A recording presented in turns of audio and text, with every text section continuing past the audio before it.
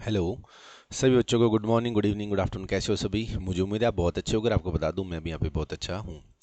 हम अभी लेकर आए हैं मॉडल टेस्ट पेपर मार्च 21 और इसके लिए भी हम क्वेश्चन नंबर क्या करेंगे, सिर्फ वन, और उसका भी कौन सा पार्ट करेंगे, ए पार्ट 2 मार्क्स वाला। State with the reason whether the following statement are true और फॉल्स। एक नंबर आपका ट्रू और फॉल्स बताने के लिए और एक नंबर आपका रीजन बताने के लिए। यहाँ पे वर्ड लिखा हुआ है रीजंस, मतलब अगर एक से ज़्यादा रीजन है तो वो भी आपको एक्सप्लेन करने होंगे। ठीक है sir. Question number 1, the balance इन पेटी cash book represent an asset. अरे ये तो बिल्कुल ट्रू है। अगर हमने पेटी कैश में कुछ पैसे दिए और पीरियड के एंड में वो सभी पैसे खर्च नहीं हुए और पेटी कैश का कुछ बैलेंस बच गया तो हमारे लिए क्या होती है? एसेट। जी हाँ, ये बात क्या है, बिल्कुल सही। अब बात करते हैं पेटी कैश की। पेटी कैश जब हमने करा था तो इसके दो सिस्टम करे थे, अगर आपको याद हो तो। एक इम्प्रेस्ड सिस्टम था, एक नॉन इम्प्रेस्ड सिस्टम था। मुझे उम्मीद है आपको याद होगा कि जितनी पेमेंट हमने की थी उतना ही बैलेंस अगले मंथ में आएगा। मतलब मान लीजिए आपने पेटी कैश को महीने के पहले दिन 5,000 रुपीज़ की पेमेंट करी, पेटी कैश वाले ने उसमें से 4,200 रुपीज़ खर्च कर दिए, तो बाकी कितने बच गए? 800 रुपये। पहली बात, ये जो 800 रुपये बच गए ये फिजिकली मेरे पास है क्या कैश के रूप में? जी हाँ। तो ये क्या मेरी एसेट है? जी हाँ। दूसरी बात, अगर ये इम्प्रेस सिस्टम होगा तो अगले महीने के स्टार्टिंग में कितना बैलेंस है? 800, और मेन कैश बुक से कितने रुपए और मिल जाएंगे? 4,200, और वापस पहले दिन कितने रुपए हो जाएंगे? 5,000 रुपीज़। अगर ऐसा होता है तो उसे क्या बोला जाएगा? Impress system. और अगर ऐसा नहीं होता तो उसे क्या बोला जाएगा? Non impress system. Impress system में अगले महीने में कितनी पेमेंट और आती है पेटी कैश में? जितने पैसे हमने क्या कर दिए? खर्च कर दिए। मुझे उम्मीद है बात आपको समझ में आ गई होगी। Point number 2, finish goods are normally valued at cost और market value whichever is higher. ये फिर गलत हो गया। विच एवर क्या आता है जी? लोअर। और यहाँ पर मार्केट प्राइस की जगह हम कौन सा वर्ड यूज करेंगे? एनआरवी, क्योंकि यहाँ पे बात किसी कर रहा है? फिनिश गुड्स की। ठीक है जी। पॉइंट नंबर 2, पॉइंट नंबर 2 क्या हो गया आपका? फॉल्स। अब बारी आती है किसकी जी? पॉइंट नंबर 3 की। पॉइंट नंबर 3 क्या कहता है? Subscription received for current year. ठीक है जी, हमने करंट ईयर की सब्सक्रिप्शन रिसीव करी है। Shall be shown in the balance sheet as current asset. अरे करंट ईयर में जो हमें सब्सक्रिप्शन मिलती है वो तो हमारी क्या है? इनकम। और जब हम इनकम एंड एक्सपेंडिचर अकाउंट बनाएंगे तो उसको इनकम साइड में शो करेंगे। तो ये स्टेटमेंट क्या होगी आपकी? फॉल्स। पॉइंट नंबर 1 खत्म, पॉइंट नंबर 2 खत्म, पॉइंट नंबर 3 खत्म। अब आते हैं पॉइंट नंबर 4 पे। पॉइंट नंबर 4 देखें क्या कहता है। पॉइंट नंबर 4 कहता है जी, when share are forfeited the share capital is debited with the called up capital. जब शेयर फॉरफिट किए जाते हैं तो share capital called up amount से क्या होता है? डेबिट। ये बात बिल्कुल सही है। And share forfeit account is credited, और शेयर फॉरफिट अकाउंट होता है credit with calls in arrear. अरे ये गलत हो गया। शेयर फॉरफिट अकाउंट कितने रुपए से क्रेडिट होता है? उतने रुपए से क्रेडिट होता है जितने रुपए हमें क्या हो चुके हैं? रिसीव्ड हो चुके हैं अगेंस्ट शेयर। तो पॉइंट नंबर 4 भी आपका क्या हो गया? फॉल्स। अब आते हैं पॉइंट नंबर 5 पे। Discount at the time of retirement of bill. Bill की क्या कीजिए? रिटायरमेंट। अगर ड्यू डेट से पहले बिल की पेमेंट कर दी जाती है तो उसको क्या बोला जाता है? Retirement of bill.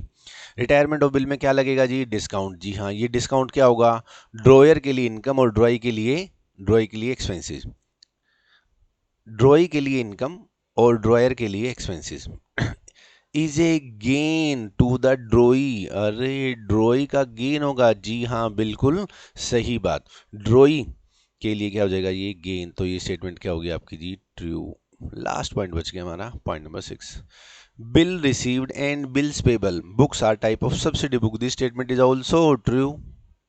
याद करें, हमने सब्सिडी बुक पढ़ी थी, उसमें कौन कौन सी बुक पढ़ी थी सर? हमने पढ़ी थी परचेज बुक, हमने पढ़ी थी सेल बुक, हमने पढ़ी थी परचेज रिटर्न बुक, और पढ़ी थी हमने सेल रिटर्न बुक। उसके अलावा हमने पढ़ी थी बीआर बुक, और उसके अलावा हमने पढ़ी थी बीपी बुक। हालांकि इसकी डिटेल हमारे सिलेबस में नहीं थी। उसके अलावा जो बच गया था उसका नाम क्या था? Journal proper. तो बीआर बुक और बीपी बुक कहता है कि एक तो सब्सिडी बुक्स होती हैं। जी हाँ। और सब्सिडी बुक्स कौन सी होती हैं? जो मेरे जर्नल को बनाने में क्या करती हैं? हेल्प करती हैं। जर्नल की जगह भी हम सब्सिडी बुक बना देते हैं। तो ये पॉइंट नंबर 6 पे क्या हो गया? ट्रू। अब देखते हैं सी इंस्टीट्यूट के अकॉर्डिंग। पहला क्वेश्चन क्या था? पेटी कैश वाला। द बैलेंस रिप्रेजेंट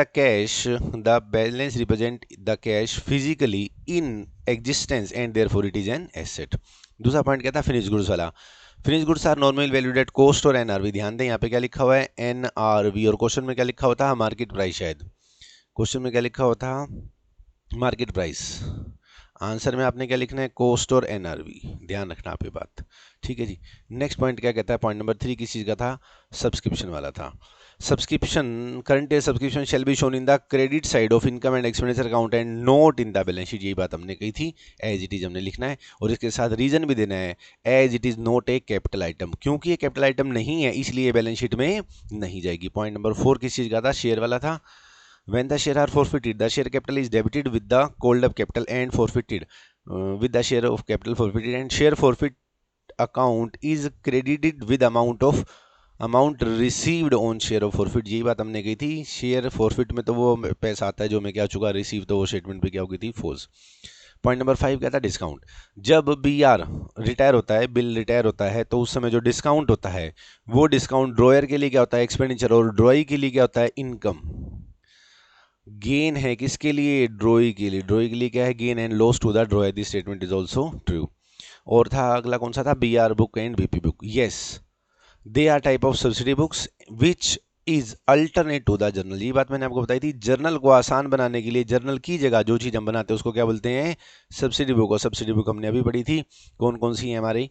एक परचेज बुक है जी, जिसके अंदर क्रेडिट परचेज ऑफ गुड्स आएगा। एक सेल बुक है जिसके अंदर क्रेडिट सेल ऑफ गुड्स आएगा। फिर purchase return book, sale return book, B R book और BP book. Purchase book, sale book, purchase return, sale return book का प्रैक्टिकल क्वेश्चन हमारे सिलेबस में आ सकता है, लेकिन बी आर बुक और बीपी बुक का प्रैक्टिकली बी आर बुक बनाना, बीपी बुक बनाना हमारे सिलेबस में नहीं है। उसके अलावा जो बच जाता है उसे बोला जाता है journal proper. Okay dear, thanks a lot.